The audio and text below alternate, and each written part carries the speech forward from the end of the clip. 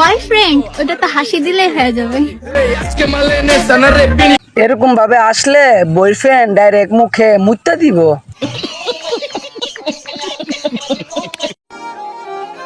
কি ভাইয়া ভাই বলেন। ফেসটা চিনা চিনা লাগে। ভাই চিনব না খেরে, আপনি না ঈদের আগের দিন আমাদের ঘরের বাথরুম পরিষ্কার করে দিয়ে গেছেন।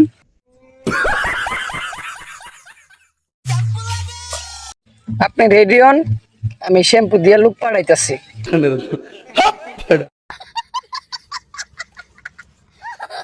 এমন অ্যাটিটিউড লয়ে চললে কোনো ছেলে আসবে না তোমার কাছে।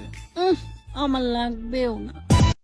আচ্ছা আপনার লাগতো না, আচ্ছা লাগলে আনারা জানায়েন।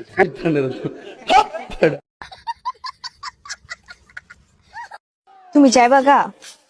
ওইদিকে আমার জামাই রেডি। ওয়ালাইকুম আসসালাম বেবি। কি বয়সে আমি দেখতাছি নাক দিয়া ঝুল বাইর হয়, জামাইটা নিতে হারেন তো।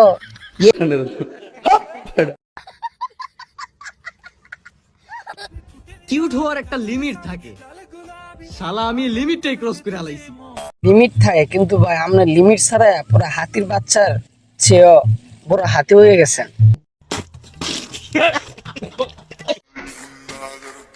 এই যে এত বেশি গরম পড়ছে, আমারে দেখে কি আপনাদের একটু মায়া লাগে না? 2-4টা আইসক্রিম কিনা দিতে পারেন না? গরিবস কথাকার। আমাদের কাছে তো আইসক্রিম নাই, আপনি যদি চান তাহলে আমি কলা এনে দিতারি আনারে। কলা খাইবেন?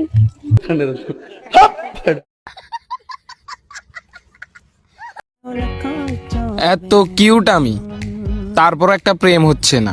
আহারে ভাইয়া দুঃখ পায়েন না, আপনার জন্য আমাদের বাংলাদেশের 1 নম্বর গার্লস কিং আপা আছে।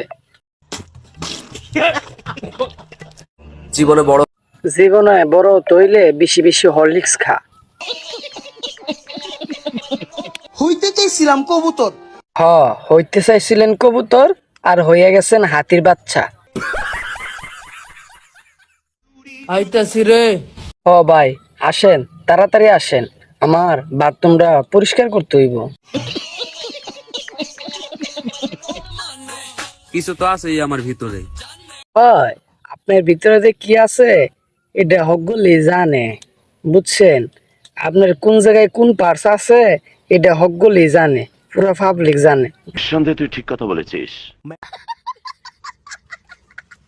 আজকালকার পোলাপান 10 জন মিললে একজনের মারে।